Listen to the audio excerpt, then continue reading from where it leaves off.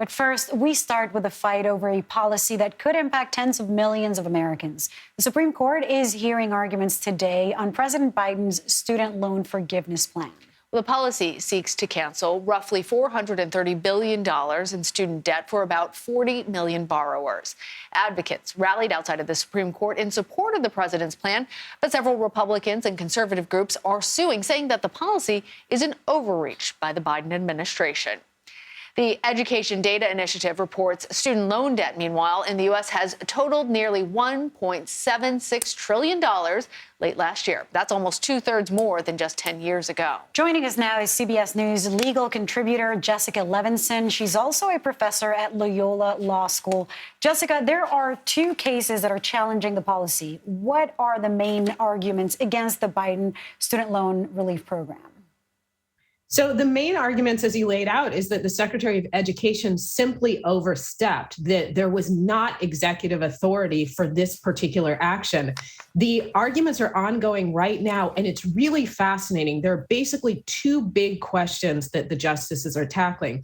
The first one is, does anyone actually have standing to sue? Can anybody walk in the courtroom and say, I'm injured enough by this program that I should be able to sue?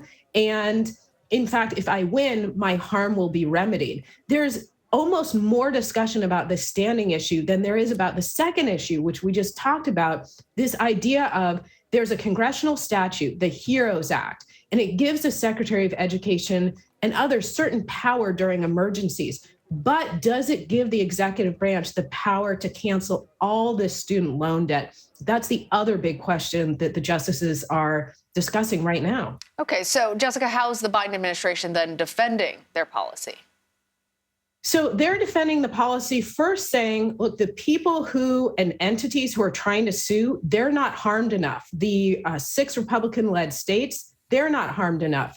The individuals who just missed being able to be part of this program, their harm is speculative. None of these people can walk in and challenge the program. That's really the first line of defense. The second line of defense is, okay, if we get to the merits of the program, if we say these people can sue, then we absolutely were within our authority. Congress created this statute. They said during certain emergencies, people who take out loans shouldn't be harmed. And that's what we did. We created a program in a time of emergency, a pandemic, and we were well within our authority to do so. That's really their defense here. Now, Jessica, it sounds like whatever is decided has further repercussions. If the court rules against allowing the student loan forgiveness program, what precedent would that set for other initiatives that the president has signed? It's a great question, because if they do get to the merits here and they say that the executive overstepped, depending on how they write the particular opinion, if they say this is a major question, something called the major questions doctrine that I think the three of us have talked about last June when the Supreme Court was making its big decisions.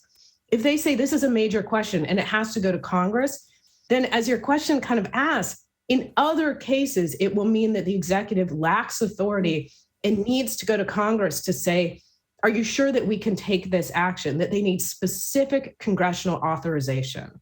All right, Jessica Levinson. Yep, thank you.